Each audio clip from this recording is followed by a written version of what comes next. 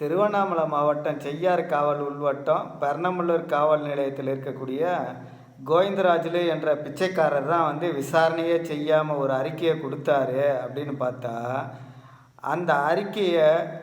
அப்படியே செய்யாறு காவல் உள்வட்டத்தில் இருக்கக்கூடிய டிஎஸ்பின்ற பிச்சைக்காரரும் கொடுக்குறாரு. அப்போ அந்த டிஎஸ்பின்ற பிச்சைக்காரர் ஏன் இப்படி கொடுக்குறாரு அப்படின்னு பார்த்தோம்னா,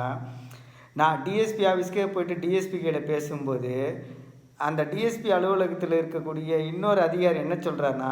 ஒரு குடும்பத்தில் ஒருத்தன் தப்பு செஞ்சால் அவனை நாங்கள் காட்டி கொடுப்போமா, போலீஸுன்னு காக்கி சட்டை போட்டுங்கிறோம், என் குடும்பத்தில் இருக்கிற ஒருத்தன் தப்பு செஞ்சுட்டான், அவன் மேலே நான் நடவடிக்கை எடுப்போமா அப்படின்னு பப்ளிக்கு சர்வெண்ட்டாக இருக்கக்கூடிய ஒரு ஆஃபீஸில், தலைமையாக இருக்கக்கூடிய ஒரு ஆஃபீஸில்